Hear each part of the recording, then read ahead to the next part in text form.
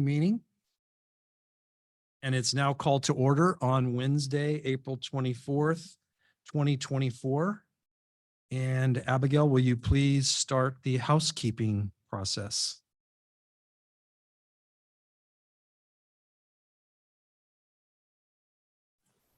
Certainly, Commissioner Littlebridge. This legislative committee meeting will be on Zoom via teleconference and held at the California Commission on Disability Access, CCDA headquarters, located at 400 R Street, Suite 312 in Sacramento, California, zip code 95811.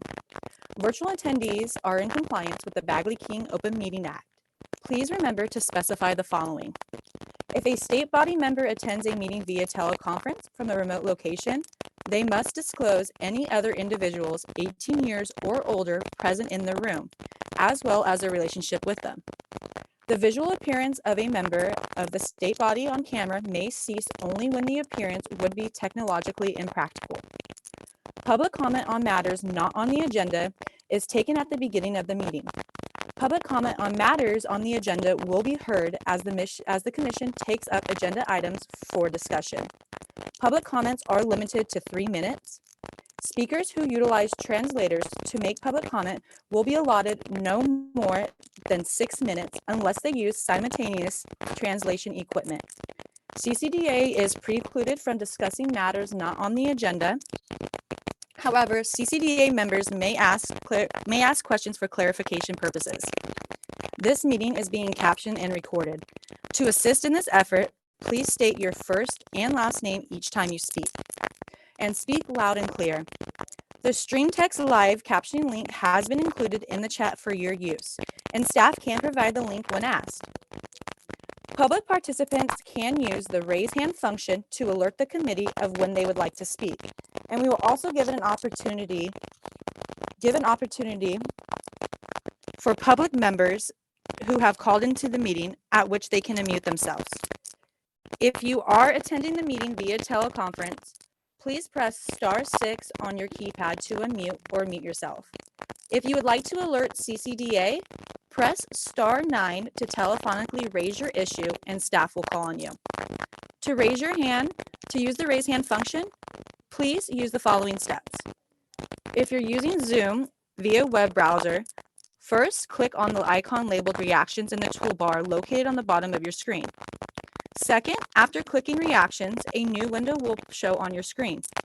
At the bottom right of the screen, there will be a button labeled Raise Hand. If you're using Zoom via mobile device, click on the 3 sideways dots labeled More. The More option is in the toolbar on the bottom right of the screen. After clicking More, a new window will pop up at the bottom of your screen. Then you will be able to press Raise Hand. Please remember to mute yourself if you are not speaking in order to reduce noise. If you are having technical issues throughout the meeting and need assistance, please use the chat function to alert CCDA staff or email ccda@dgs.ca.gov. If you are unable to utilize the chat function to alert CCDA staff, please unmute yourself and request permission to speak. If there are technical issues that impact the proceeding of the meeting, the body will take the following procedures. 1. Stay calm and reassure. CCDA staff will communicate to all participants that technical issues have occurred and CCDA staff is working to resolve them. 2. Backup communication. Alternative messaging to all participants through mass communication from the CCDA staff or the CCDA email at ccda@dgs.ca.gov. And 3. Attempt a technical reboot. CCDA staff will attempt to resolve technical issues, and then if so, adjourn the meeting. If a technical issue persists and compromises the meeting's purpose, the meeting will be adjourned and may be rescheduled if necessary. And with that, I'll pass it back to you, Chair Commissioner Littlebridge. Thank you, Abigail, and hopefully we'll get that static sound fixed here shortly, because I know that it's as annoying in here in person. I'm sure it's even more annoying if you're online listening in. So hopefully we'll think good thoughts. So now we are in the portion of our agenda where we will go to roll call. So Abigail, if you can take roll call, please.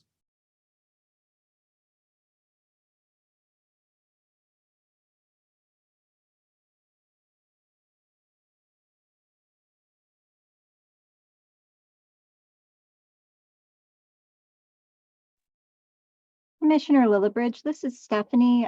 We are looking into the popping sound. Give us a moment, please, and Abby will be right with you. Okay, thank you, Stephanie.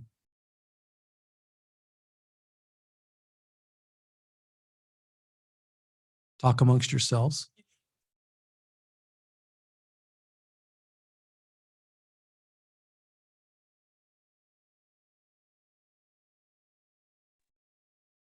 Hi, Chair Commissioner Littlebridge. This is Abigail. Can you hear me loud and clear now? Yes, you sound great now. Awesome. I apologize for you. that static noise. Great. Awesome. I will go ahead and get ready with the roll call. First off, Chair Commissioner Scott Littlebridge, Present?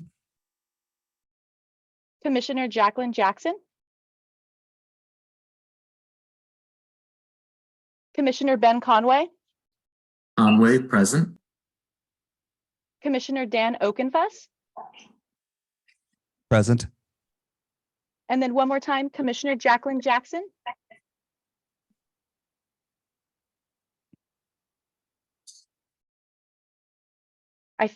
Can you one more time, Commissioner Jacqueline Jackson? How's it going? She does say hello. Yeah, it was faint, but I think we could hear her Okay. say. Awesome. I will mark it as present. We heard a faint present, so I'll mark you as present. With that, Commissioner Littlebridge, we have quorum. Great, thank you, Abby. I know we have several other commissioners muted. online. So if know, any that's why of the I know. commissioners would like to introduce themselves, now is the time. This is Luciana Profasa, Commissioner. Buenas tardes, this is Hector Ramirez, Commissioner. Okay, Commissioner Jacqueline, so I'm just a little second out. Hey, Presley, would you mind muting yourself? I'm sorry. Great, welcome fellow commissioners to the Ledge Committee meeting. Thank you.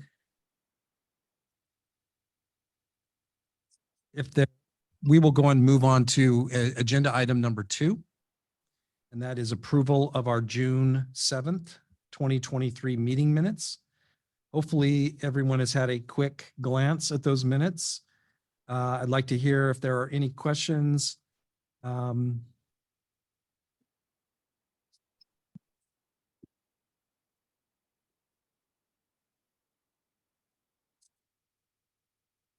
Chair Commissioner Littlebridge, there appears to be no indication in the chat. Okay, great. If there aren't any questions, go ahead and raise your hand. And amongst our commissioners, if there are any questions, now's the time to speak up, and then we'll take a vote.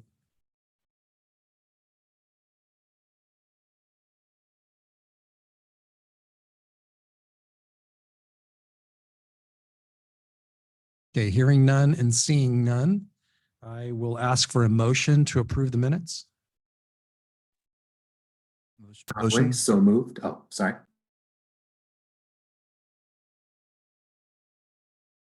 I'll say that Dan made the motion. Now, can we Sure, get a then second? Conway, second. Great, thank you, Dan.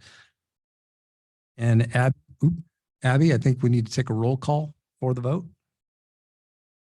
Certainly, Chair Commissioner Littlebridge. Commissioner Ben Conway, Aye. Conway, aye. Committee Member Dan Okenfuss, Dan Okenfuss, aye. Chair Commissioner Scott Littlebridge, Aye. and Commissioner Jacqueline Jackson.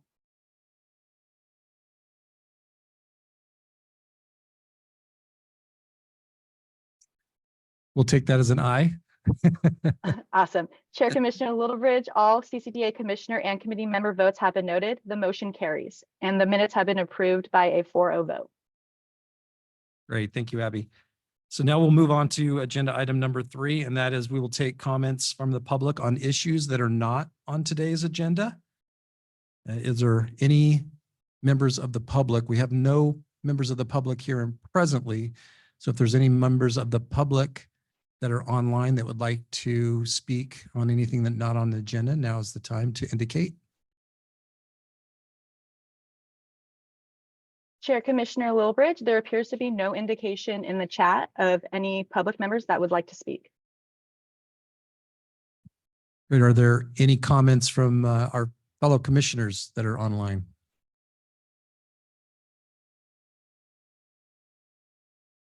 Chair Commissioner Lilbridge, there appears to be no indication in the chat.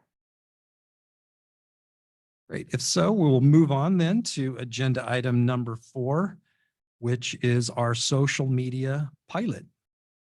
And with that, I'm going to turn the mic over to our Executive Director, April Dawson Rawlings. Thank you, Chair Commissioner Lillibridge. This is Executive Director Dawson Rawlings. And we are reminding all of our committee members and the public at all of our meetings about our social media accounts. CCDA launched a social media pilot in partnership with the Office of Public Affairs within DGS, which is Department of General Services, on March 1st. We have a YouTube and Facebook channel. And while we are undergoing this 6-month pilot, we have to maintain 90 followers and post at least 3 times a week. And we've been doing that. As of today, we have 62 likes and 141 followers. And what will happen is at the end of 6 months, DGS's Office of Public Affairs will evaluate our data and use this pilot to decide a agency-wide policy on social media for individual programs. And it's going really well. We use this Facebook and YouTube channel to talk about, ADA in the news, talk about commissioners, talk about, upcoming meetings and things like that, and to post about our listening forums and our webinars. And it's gotten a lot of positive feedback. So just a reminder, if you have YouTube and Facebook, sign up to follow us and like our posts, and let's keep the momentum going. And on the screen, it says CCDA, new Facebook and YouTube.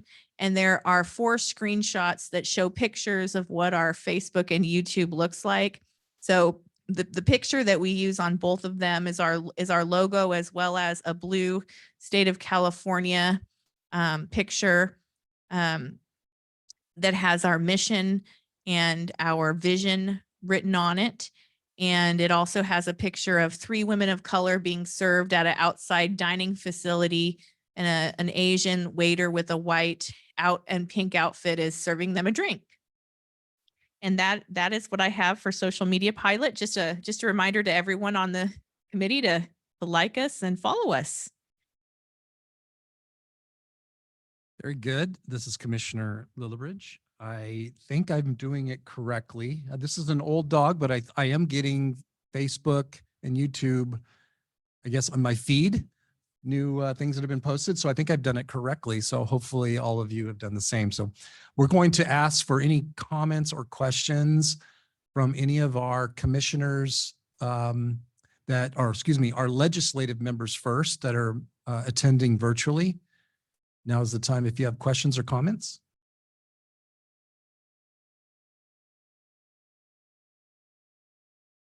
Hearing none, questions or comments from our legislative committee members here present in the room. Dan. Hello, this is Dan Oakenfuss. And yes, I'm subscribed, I'm liked, I'm following, I'm sharing. I'm really happy to see this social media presence. Thank you so much. Great, thank you, Dan. Any comments or questions from members of the public or other commissioners that are attending online? I see a hand raised by Commissioner Hector. Yes, thank you, Commissioner. This is Commissioner Ramirez. I'm really loving the social media presence. I really want to thank you for that. Another suggestion for the utilization of this particular platforms is you can actually live stream your meetings and really help to really provide more engagement. And it's another really very good strategy, particularly for Facebook. That's perhaps one of its best features.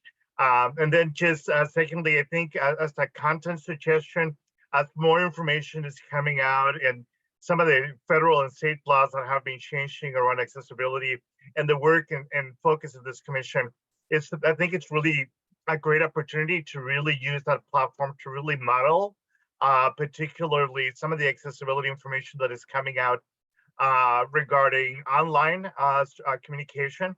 I think it's a really great opportunity given the fact that we have Facebook here in California, maybe perhaps exploring some sort of partnership to really help disseminate or perhaps merge or find some synergy between the commission and utilizing some of our great partners that we have here in California.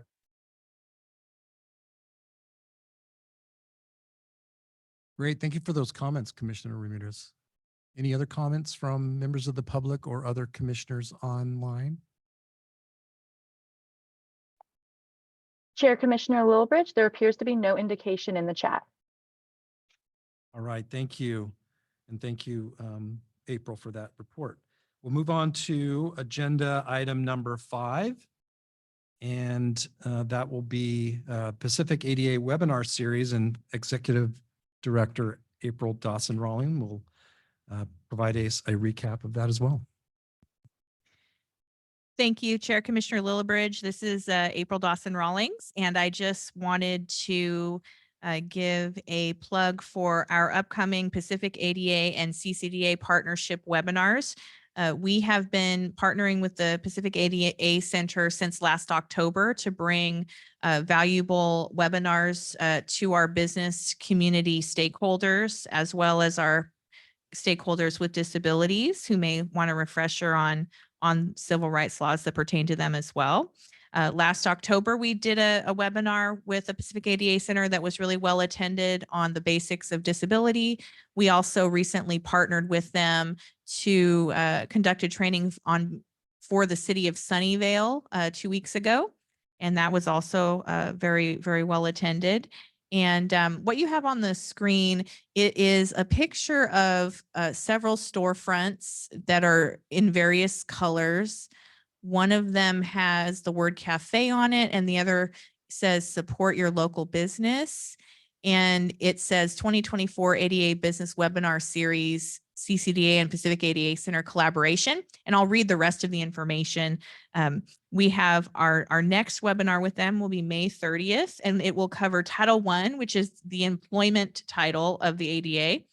Title III, which is places of public accommodations, which is under CCDA's purview. That's another way of saying private businesses open to the public, as well as service animals. So this next webinar on May 30th from 12 to 1 via Zoom will have CART as well as ASL and language interpretation upon request.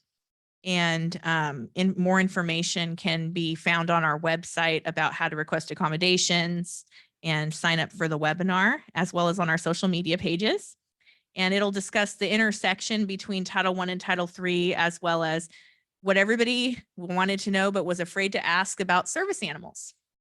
And following that, there will be another Lunch and Learn webinar on July 18th, and that will talk about the ADA then and now. So, 34 years after the ADA became law, what are some of the recent trends in how the ADA is interpreted in the courts, and some key cases that have come up over the last couple of years, as well as, how does the ADA apply in today's world, especially with the dawn of technology and all the changes since 1990 that has taken place with technology.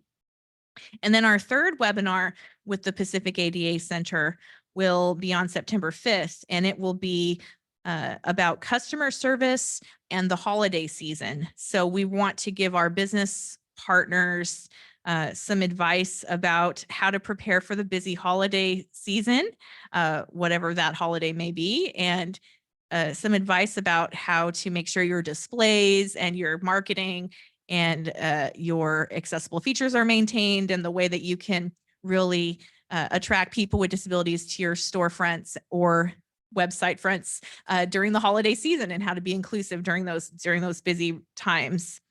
So we're really excited about all of these Lunch and Learns. And again, all of them will have CART and ASL, as well as language interpretation upon request.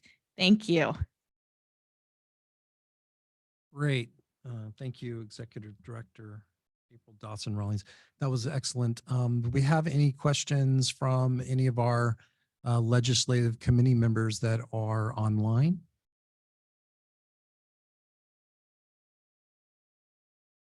Hearing and seeing none. Do we have any comments or questions from our legislative committee members here in person? Dan? Dan Oakenfuss once again. Was this the similar webinar or seminar that you had in Salinas about a month ago? Thank you. Thank you, committee member Oakenfuss. This is April, also known as Executive Director Dawson Rawlings, but you can totally call me April. So the listening forum, so that what we did in Salinas were our listening forums. And so the listening forum did have a training component, but it's a little bit different than our webinars. Thank you for asking about that clarification. So our Pacific ADA partnership are for training webinars. And so they're 1 hour trainings during the 12 to 1 lunch hour for business, really meant for our business stakeholders, but anyone is welcome to join to learn about different aspects of the ADA. And our listening forums are more where we go region to region to places that have trended on our lawsuit data to educate them about disability access, but also we go a step further with our listening forums, and we actually will bring together stakeholders to try to solve create local solutions related to access in those specific communities. So that's kind of the differentiation. Both have training components, but the listening forum is a little more robust with the talking and the listening aspect. Great, thank you. You're welcome. Thank you, April. I have a question. This is Commissioner Lillibridge. How are we getting the word out for these various webinars? There's a couple of thank you for that question. This is April. There's a couple of strategies that we're employing. We're using Facebook and our website, as well as sending emails to everyone on our mailing list. And I have also reached out to the Certified Access Specialist Institute and the California Business Properties Association, and they have put our webinars on their newsletters for their members as well. Thank you. This is Commissioner Lillibridge again. Do we also send something to the Chambers of Commerce? That's a great idea. I'll make sure that we do that we include the chambers. Any other questions from legislative committee members? If not, I'm going to ask for any questions from our public and other commissioners that are attending online. Chair Commissioner Lillibridge, there appears to be no indication of any other legislative members that would like to speak. Any other members of the public or commissioners that are attending virtually? Looks like Commissioner Profasa. Yes, thank you. I was able to attend the most recent webinar that was conducted by April Dawson Rawlings, as well as Jan Garrett from the Pacific ADA Center. And I just want to really encourage many among us and others to attend. They're extremely informative. Within that 1 hour period of time, you gather a tremendous amount of information. And I just found the entire process very, very useful and helpful. And acknowledgement to April for her participation there. Thank you. Thank you for your comments, Commissioner Pravazza.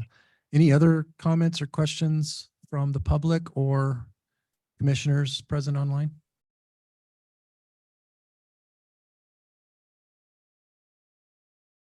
Chair Commissioner Lillibridge, there appears to be no indication in the chat. Okay, great. Thank you, Abby. Then we will move on to agenda item 6, which is our legislative bill tracking. And I'm excited to see that we have a new DGS legislative consultant. Sorry, I missed her. There she is, Mallory Michael. Hi. Mallory. Thank you, Chair Commissioner Lillibridge. Mallory Michael here from the Office of Legislative Affairs here at Department of General Services. I'm sure y'all are familiar with Karina Roy, my colleague here within the office. I actually took over CCDA as part of my portfolio, so I told her, set aside, it's all mine now. And so I'm here today. Thank you so much for having me. I love to talk a lot, so I'll try to keep this brief so I don't talk too much. So today up for discussion is AB 3279, and this is a bill by the Committee on Judiciary. It's relating to the State Bar of California. So this bill appears to be just like the annual state bar bill. In its current form, it looks like it's a cleanup bill, and it does three things right now. One, it updates the fees for active and inactive licenses, although right now there's no specific amount stated within the bill.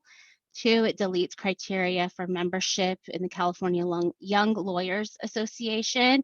And three, which is probably mostly related to CCDA, is it deletes references to an April 30th report deadline date, as the reports are now to be included in the annual discipline report. So it's just deleting a duplicate report because now the reports are due on October 31st. So this bill is being heard on April 30th in Assembly Judiciary. So this is the only bill that I have flagged at the moment. This wraps up my comments, so I will go ahead and turn it over to April, who will speak more about the attorney compliance in CCDA. Thank you, Mallory. And I just want to thank Karina for all of her efforts. She did a wonderful job, serving us, and you will fill your own shoes, and you're already doing a great job.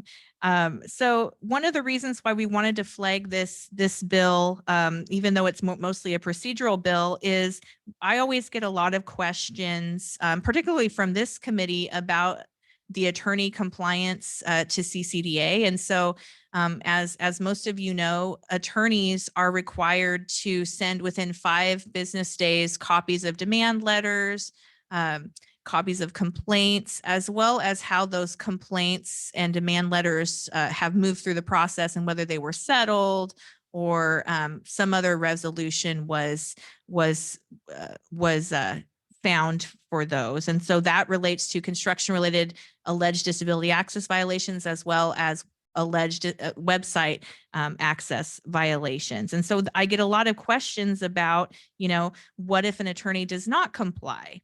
And so I wanted to share with you that for those of you who are like me and really like to read laws and read California statutes, just so that you know, Government Code 55.31 talks about what the format needs to be for demand letters. And so the state legislature was really concerned a couple of years ago because a lot of businesses felt that the demand letters that they received, felt more like cash grabs, felt kind of worded in kind of a way that made businesses feel like they had to pay a certain amount of money. And so the legislature created some standards that demand letters have to follow to make sure that they didn't have that flavor to them, but would facilitate, correcting access issues instead.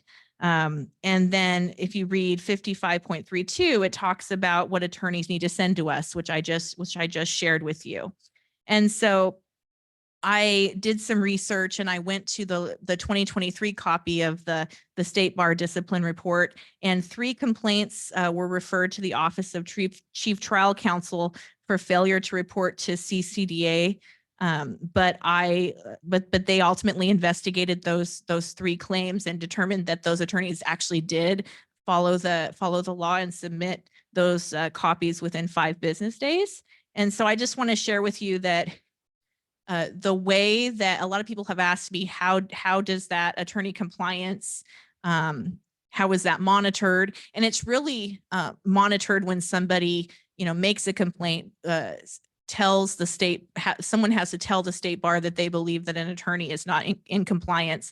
And then the state bar will decide what actions to take. And then those actions will be reflected in the discipline report. So as you can see, there hasn't been a lot of action recently related to CCDA and attorney compliance. So I just wanted to share a little bit about how that works and see if anyone had any questions.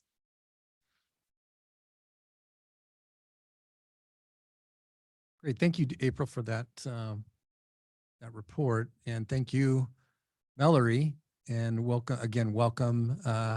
We look forward to working with you in the future, and we love your background, your for your video. So thank you very much. I will ask if there are any questions or comments from our legislative committee members that are attending virtually. Please raise your hand.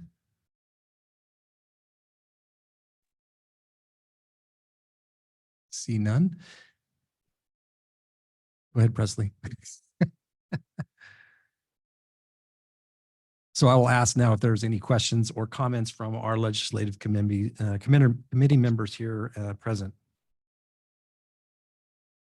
Dan. Hi, this is Dan. Question for the legislative staff here. If for this bill, AB 3279, you mentioned there's a hearing on April 30th in the semi-committee judiciary.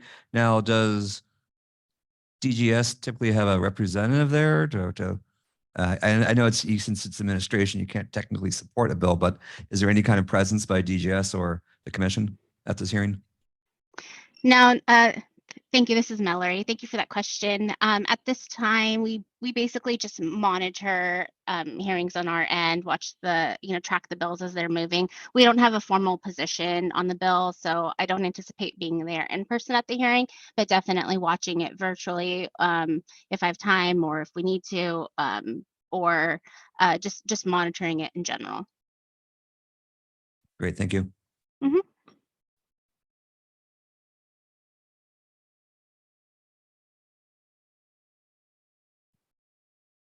Great. Thank you. Thank you, Mallory. Really appreciate your report, and we'll look forward to you in the future, in your future reports. Moving on in our agenda, our next agenda item is the mandatory ADA disclosure to business. And for an overview and discussion on that topic, I'll turn it over to our Executive Director, April Dawson-Rawlings. Thank you, Chair Commissioner Lillibridge. This is April Dawson-Rawlings. And we wanted to talk today about a new mandatory disclosure that businesses have to read when they apply or renew a business license or permit, depending on how the business licenses are structured in that jurisdiction. And I wanted to share this because CCDA did have a hand in giving technical assistance to the bill author. So in last year's session, Senate Bill 748 came about, and the bill author contacted our office. And so we coordinated with the Office of Legislative Affairs and CCDA staff, and we met with the bill author a few times and assisted them because the goal of this was to make sure that when businesses apply or renew for their business license, that they understand that the disability access is really important, and to give them, those businesses, resources for, where they could go, including going to CCDA if they had questions, and also to give some examples about what disability access violations are common and how to avoid them. So what we have on the screen is an example of the mandatory language that municipalities need to give out to businesses applying and renewing for business licenses, or in some cases permits, depending on how that municipality sets up their fees and with the licenses. And so it just talks about, that they may be subject to, sorry, I was trying to read the top, but I should have read my own copy. That's why I took a picture of it. So I'm going to go actually to my pictures because I took a picture that I could blow up. So what it basically says is that it says that businesses should know that they might be subject to liability if they don't meet their legal obligations to comply with state and federal access laws. And it also just makes it clear that just because they're receiving a business license doesn't mean that they've been determined to be compliant with those laws. And then it says to see some materials for additional information. And it gives some examples about how some businesses may not be compliant, like a website does not work with assistive technology, or people with disabilities are not allowed to enter with the building with a service animal, for example, or maybe the they haven't given their staff ADA training to modify their practices or provide auxiliary aids and services. So the purpose of this was to just make sure that business owners knew that, you know, just because they're being given a business license doesn't mean they've been checked for accessibility. It also encourages those business owners to hire a certified access specialist and gives the link to do so. Also gives the link to the Department of Rehabilitation as well as to the CCDA. And it just talks about how it ends with saying that, you know, making business accessible is good for everyone. So I'm really proud that CCDA was able to work with the bill author to create this language. And we've already received several inquiries since this law went into effect, business owners who tell us that they heard about us when they applied for their business license. So we get a lot of public inquiries as a result of this law. So we're really proud. And so we just wanted to share that this is an example of how CCDA can be a technical assistance resource to members of the legislature for the good of everyone. Thank you. Great. Thank you for that report, April. At this time, we'll ask for any comments or questions from our legislative committee members that are attending virtually. Raise your hand. Chair Commissioner Lilbridge, there appears to be no indication in the chat. Okay. If there are any questions or comments from our legislative committee members here in person. Yeah, thank you. This is Dan Openfuss once again. On SB 748 by Roth, you said it was signed into law last year. And is there any kind of like implementation date, or when it's, you know, or is it already in effect as far as the revisions to inform businesses about their accessibility resources? This is April. Yes, it's already in effect. Terrific. And then I was wondering if there's any kind of like outreach opportunities where the commission can help spread the word about, you know, hey, when you become a new business, you know, we're at your service here.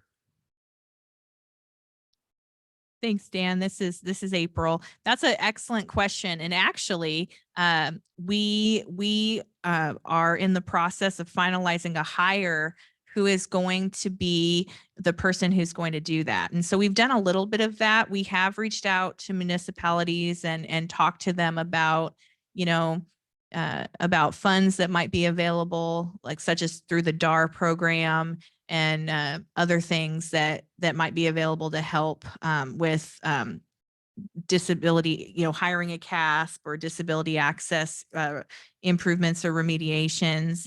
But we're hiring a full-time person who is hopefully going to start at the beginning of May. And that person is going, or Phil, June. Okay, the beginning of June. Okay, well, we were hoping it was May, but they're going to be starting soon, and they're going to be our business liaison who's going, so they can leverage the information. They might say something in their outreach like, hey, did you see this disclosure? We wanted to explain it to you. Also explaining about the DAER fund that I've talked about at other meetings, and just ways that they can make their business more accessible, and how important it is to hire a CASP and resources to be able to afford that, and then ways that CCDA can help link them to resources. So those are some of the things that we're doing. We're also really interested in partnering with other organizations like such as CFILC and Disability Rights California and the California Business Properties Association on, you know, convening conversations around this.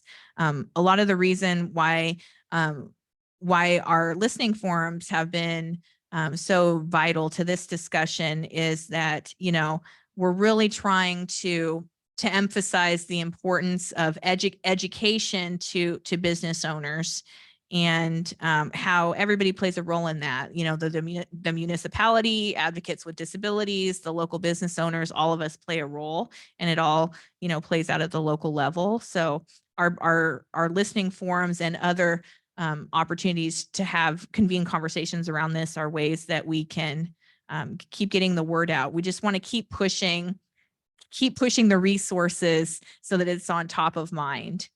Thank you. This is Commissioner Lillibridge. I have a couple questions, and I might have missed this, so please, I apologize if I'm making you repeat yourself, April. But this mandatory disclosure is being distributed through all local city and county jurisdictions that are issuing building, I have building on my mind, business licenses and permits. Yes. And since when again? I believe the law went into effect on January 1st. Okay. In fact, I'm 99% sure. Have we, as the commission, have you noticed a significant number of new businesses or businesses renewing that have reached out for questions as a result of this disclosure? Yes, we get at least, like, I would say 2 or 3 a month from businesses that have gotten the disclosure and said that oh, we saw CCDA was on this disclosure and we wanted to ask what do we do now? And so then we refer them to the CAST program and funding opportunities, and sometimes they have specific questions about access that we often will coordinate with the state architect's office to answer if it's a more technical question. But it has definitely spurred a lot of people to, well, I would think more people than were before asking us those questions. So. Great. So in a sense, it's fairly successful at creating some awareness for people to know that, hey, didn't know this really before about needing to comply, and now it's triggered them to at least want to seek out, hey, am I really in compliance with ADA or not? Yeah, absolutely. And that's when we were talking with Roth's office, that was really what the bill author was trying to achieve was, let's create a learning, an opportunity that will spark a learning moment. Great. Now I'm going to ask for questions from our public attendees and our other commissioners that are attending online. Please raise your hand and you'll be called on. Chair Commissioner Lillibridge, Commissioner Ramirez has their hand raised. Great, go ahead. No, thank you, Commissioner. This is actually, I'm really excited to starting to see this in particular implementation, and I wanted to suggest both in your outreach strategy to include both the California Association of Cities and Counties. This is really particularly vital information here in Los Angeles County as we're preparing for the Olympics. I know that's a couple of years away, but we're actually working hard to ensure that all of our business partners have the necessary information to ensure that all the incoming visitors that we're going to be having both for the Olympics and the Paralympics have a good experience. It's interesting to see how different countries' standards of accessibility vary, and so really helping to ensure that all of our localities, including Los Angeles County, have this new updated information is really important, particularly given the change in landscape and some of the new modifications that we've had to some of the current laws. So this is a really exciting project. I'm really hoping that as you develop this, that you perhaps consider developing some key metrics to track both your success and penetration rates. Because I see this as an opportunity to really perhaps ask for more support, both at the state and county level, perhaps, to be able to disseminate this information and continue to really highlight the importance that this commission have both at the county and city level. So once again, really, really excited to see this moving forward.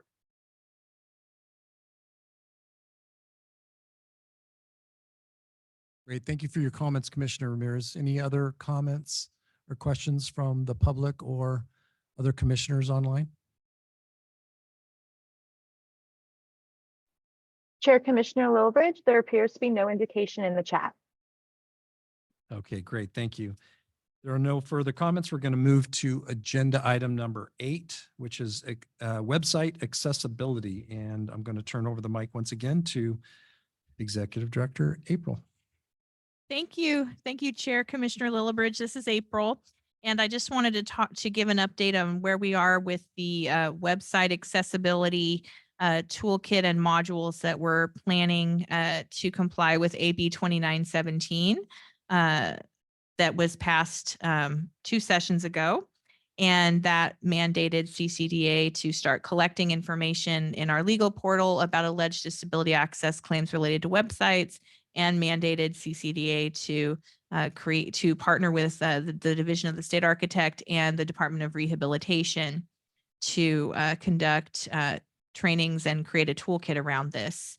And so CCDA has, I met with some senior leaders at DOR a few weeks ago, and they're really excited to partner with us on the toolkit, and they gave us permission to utilize the toolkit that they've already developed that's targeted to state and local governments. So for some of you who may not be as familiar with the different statutes of the ADA, Title II relates to state and local governments. And Title III relates to places of public accommodations, which is the title that CCDA mainly works under. But a lot of the requirements are similar.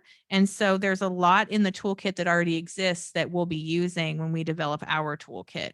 And so another thing that we are also monitoring is the Department of Justice just released last week their final rule on Title II entities and website accessibility. And so we will be monitoring that very closely as we develop this toolkit. And we will be working with the Department of Rehab this summer as well as in the fall to come up with a draft of our toolkit, and we will also be convening some stakeholders to review it before it goes through the process of being presented to the full commission at a future meeting. And we also are going to be working with the Department of Rehab. They've agreed that it would be a great idea if we did a joint webinar where we modeled website accessibility and social media accessibility. And in my prior role at Resources for Independent Living, we developed a training toolkit for not for businesses specifically, but pretty much for anyone who wanted to know how to make their social media accessible. And so we will be definitely checking in with them to see if we could also utilize some of the trainings that already exist. We also have started to put a lot of resources on our website, because one of the things that was emphasized in the law was not to reinvent the wheel, that if there's some best practices that already exist, put them on your website and give them to businesses. So we've already started doing that as well. So by the end of this year, we will have something for the commission to react to and be in compliance with AB 2917 and be able to begin our website outreach very soon. So I just wanted to share that with you. Thank you. Great news. Thank you, April. At this time, if there's any comments or questions from our legislative members that are attending virtually, please raise your hand. Chair Commissioner Lilbridge, there appears to be no indication in the chat with commissioners that have their hand raised. Okay, great. Thanks. Commissioner Okubus has left the room, so I don't have a question right now. I do think it's very exciting, and I'll casually say it sounds very cool that we are going to be able to leverage what the DOR is already producing. So it should be a great template for us to be able to be a much easier lift, having them already done the hard work. So I'm excited for that. If now at this time, if there's any questions or comments from either commissioners that are attending online or the public, please raise your hand. This is April. I also just wanted to say for the meeting minutes that Commissioner Okenfuss had to leave the meeting, so I don't believe he'll be able to be returning. So just wanted to share that for the note taking.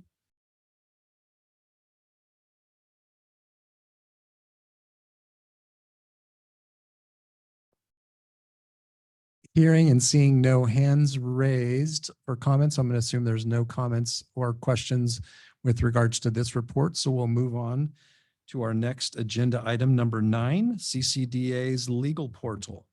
Once again, I'm going to turn it over to April. Thank you, Chair Commissioner Lilbridge. This is April. I just wanted to share that one of the things that CCDA has started to look at is our key codes within our legal portal. So I know I've shared at prior meetings that we've updated our drop-down menus to reflect the different ways that businesses might not be in compliance with website accessibility. In prior years, all the businesses could click on was a catch-all website not accessible button, but now there's several drop downs, and that'll help improve our data for future annual reports to the legislature. And I know I've shared that at other meetings. But to build on that, one of the things that we always want to do is make sure that our key codes, the key code definitions, represent, accurately, the type of violation as well as how it connects to the California Building Code and the ADA. So we have noticed that some of our key codes might be outdated, and we did notice that one or two of our key codes, really the definition should be flipped. And so we were able to discern that. And so we're going to be making some corrections to our key codes in partnership with our internal consultant, as well as the state architect's office who is assisting us. And we're also thinking that it might be time to really look at our key codes as a whole. And when I speak of key codes, I know that's kind of just to describe to people who don't do this job every day. When an attorney goes into our legal portal and submits a case, they have to select through several drop-down menus. And so the key codes are really like the type of violation that can be selected. And it really helps us to track our data. And so we want to make sure that our data is accurately portraying the violation that it needs to be portraying, and that we're using the right definition of that violation as it states in the building code. And so what we're going to do is we're going to start small and make some of the more immediate needed corrections.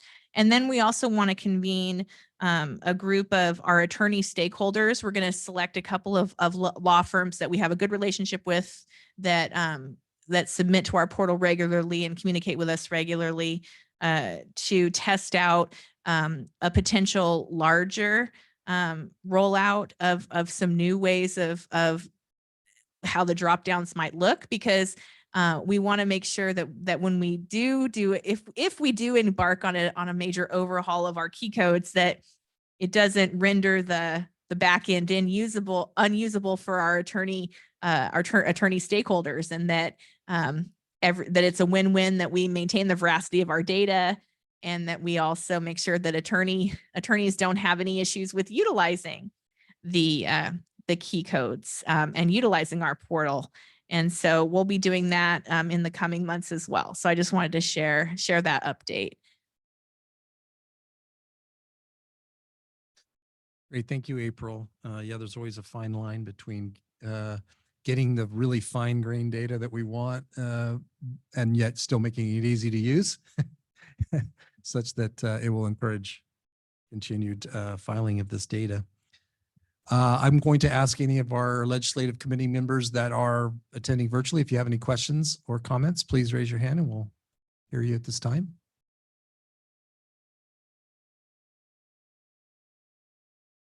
Chair Commissioner Lilbridge, there appears to be no indication in the chat of any legislative committee members that would like to speak on the agenda item.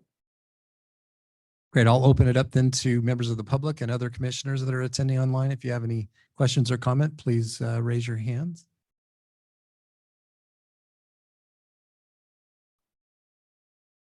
Chair Commissioner Lilbridge, there appears to be no indication in the chat. Great. Thank you, Abby. If there are no comments, I am going to move on then to item number 10. And we'll ask our legislative committee members that are online if there are any future agenda items that you would like to present. Please do so at this time.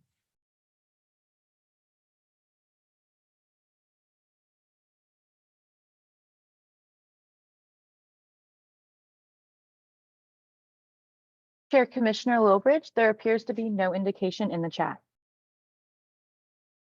Okay, if there's any members of the public or our fellow commissioners online that would like to pose or present any future agenda items, please raise your hand.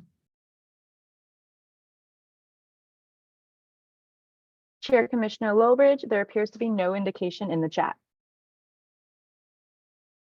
Okay, thank you. So if there's no comments, I'm going to move on to our final agenda item, and that is to adjourn. Do we have a motion from any of our legislative committee members attending? Thank you, Commissioner Conway, Jackson. so Do we have a moved. second? Oh, or second. Ben, thank you. And Abby, will you please do the roll call? Certainly, Chair Commissioner Lowbridge.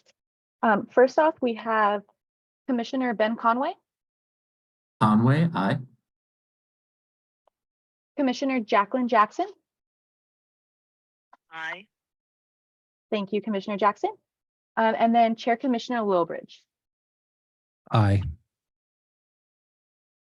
So And with with that, that- we are adjourned. Sorry, I interrupted you, Abby. No, you said it. The motion carries. Thank you.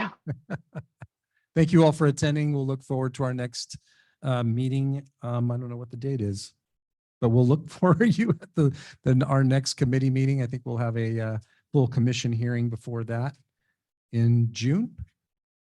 I'm looking at Yes, my, June 26th. This is April. June 26th is our full commission meeting. We will be in Orange County as well as on Zoom. And we look forward to seeing you then. great. Thank you all. Have a great day. Thank you all.